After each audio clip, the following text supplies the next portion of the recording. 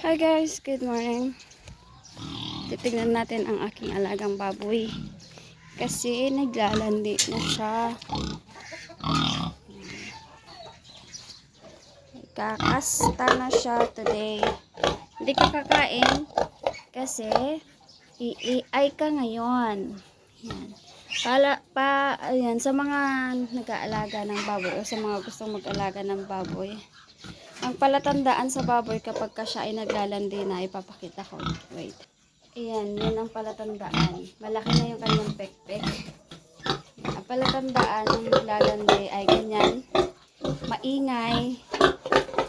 Tapos, lumalaki yung kanyang ari.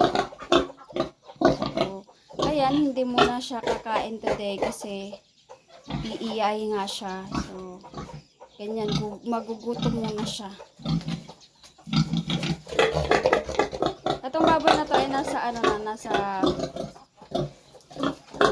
months, 7 months, 7 months or 8 months, something like that. So mamaya i-update ko kayo sa pag-iay dito kay Bless.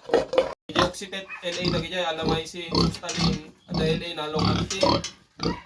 3 days, after 3 days, follow up ang mutla. Diba, Mabuto nga mo ide nga mangitudok natudok tapos ka matandama ko. Pagkatay baboy ni manungrasa ko ni Michael kaya din naman na-inject sa kanya dinamag na lang kanyak. Pain, premoxilage ko mo. Adamo lang premoxilide nga ko. Hindi kami premoxilage, continuous mo kaya 1 week. Waning continuous ko aja ko. Ganun tawag naman una tinamana ta kanya ni Papa. Iya bang ka kumakita inject kam kuna na ng kay awmat dik na lagi kung kuna naman.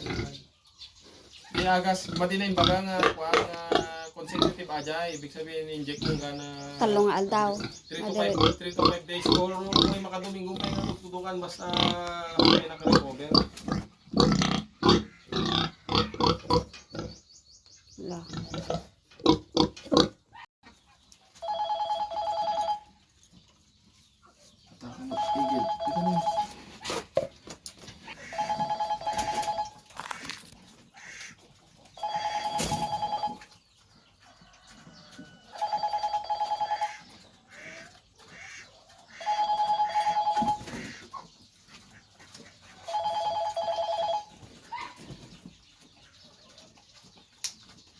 Tubak pa ka na, nagmalim niya ate. Uwen.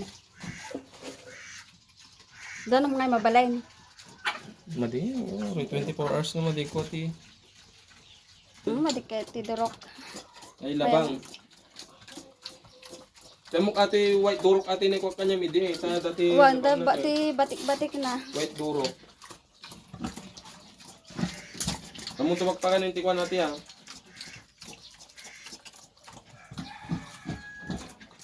Tubak pa ka ng tigmalimen niya. Tunubiga latan. No, tutusin ko man, taka mapagpakanin ko man lang na puti. Mayat mo ko pakumana ka gestating pen. Medyo daipit na. Ano di movement